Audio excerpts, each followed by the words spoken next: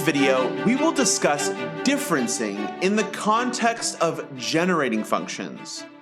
We have seen how to find generating functions from 1 over 1 minus x using multiplication by a constant or by x, substitution, addition, and differentiation. To use each of these, you must notice a way to transform the sequence 1, 1, 1, 1, 1, 1, 1, 1, 1, 1, 1 into your desired sequence. This is not always easy. It is also not really the way we have analyzed sequences. One thing we have considered often is the sequence of differences between terms of a sequence. This will turn out to be helpful in finding generating functions as well. The sequence of differences is often simpler than the original sequence. So if we know a generating function for the differences, we would like to use this to find a generating function for the original sequence. For example, consider the sequence 2, 4, 10, 28, 82, and so on. How could we move to the sequence of first differences? Well, the difference between these two is 2, and then it's 6, and then the difference is 18, and the difference is 54, and so on. We want to subtract 2 from 4, 4 from 10, 10 from 28, and so on. So if we subtract term by term, the sequence 0, 2, 4, 10, 28 from 2, 4, 10, 28, we will be set. We can get the generating function for 0, 2, 4, 10, 28 from the generating function for 2, 4, 10, 28 by multiplying by x.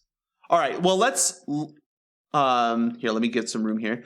Let's let A represent the generating function for the sequence 2, 4, 10, 28, 82.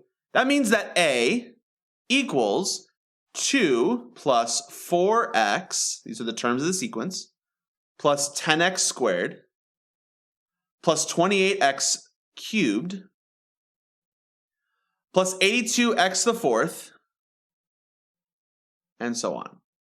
Then, that means that we can now look at x times A, which is 0 plus 2x plus 4x squared, plus 10x cubed, plus 28x to the fourth, plus 82x to the fourth, x to the fifth, and so on. And then we can take this first equation, subtract the second equation to get 1 minus x times A on the left side. On the right side, 2 minus 0 is 2. 4x minus 2x is 2x. 10x squared minus 4x squared is 6x squared. 28x cubed minus 10x cubed is 18x cubed. And then I believe the last one is 54x to the fourth, and so on. Well, we don't exactly get the sequence of differences. We do get something close. In this particular case, we already know the generating function A. We found it in a previous video. But most of the time, we will use this differencing technique to find A. If we have the generating function for the sequence of differences, we can then solve for A. Hey everyone, real quick, I just want to mention that this video is a part of a whole course that I made. You can find a link to this entire course in the description below, and make sure to click on that subscribe button. All right, let's do an example together. I'm going to clear off this whiteboard.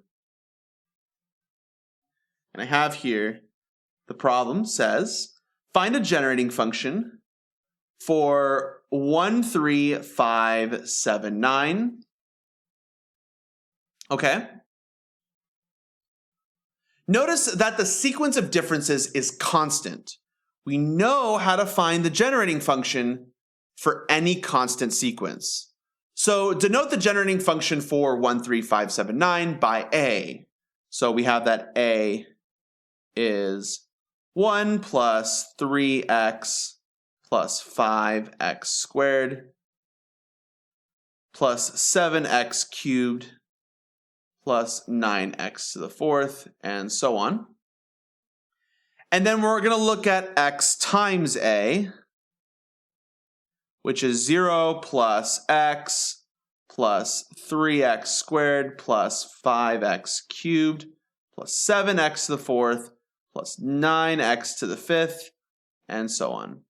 And then we're going to take the first equation and subtract the second equation to get 1 minus x times a is 1 minus 0 is 1, plus 3 minus 1 is 2x, 5x squared minus 3x squared is 2x squared, 7x cubed minus 5x cubed is 2x cubed, and then we have a 2x to the fourth, and you can assume, rightfully so, that the next term will be 2x to the fifth, and so on.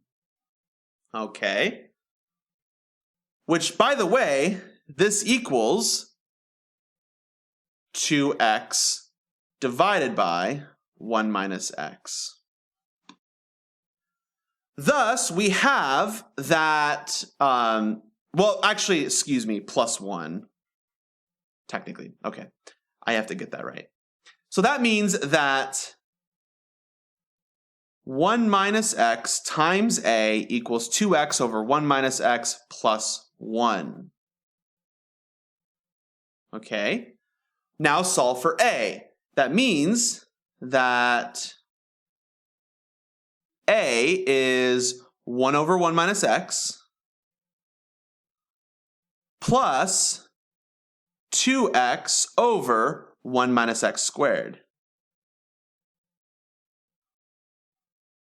Which, by the way, we can simplify this a little bit more to get 1 plus x all over 1 minus x squared. Does this make sense? Before we simplified the two fractions into one, we were adding the generating function for the sequence 1, 1, 1, 1, 1, 1, 1 to the generating function for the sequence 0, 2, 4, 6, 8, 10. Remember, 1 over 1 minus x squared, which is close to this one, that generates 1, 2, 3, 4, 5, and so on. Multiplying by 2x shifts it over, putting the 0 out front, and doubles each term. If we add these term by term, we get the correct sequence 1, 3, 5, 7, 9, and so on. In this example, we found the differencing between consecutive terms, which gave us a sequence of differences for which we knew a generating function. We can generalize this to more complicated relationships between terms of the sequence. For example, if we know that the sequence satisfies the recurrence relation, and I need a little bit more room here. Let's say an, let's do better a there. There we go. An equals 3an minus 1 minus 2a and minus 2. In other words, if we take a term of the sequence and subtract 3 times the previous term and then add 2 times the term before that, we get 0. Since, well, an minus 3, an minus 1 plus 2an minus 2 equals 0. That will hold for all but the first 2 terms of the sequence. So after the first 2 terms, the sequence of results of these calculations would be a sequence of zeros, for which we definitely know a generating function. Anyways, thanks everyone, and I'll see you in the next video.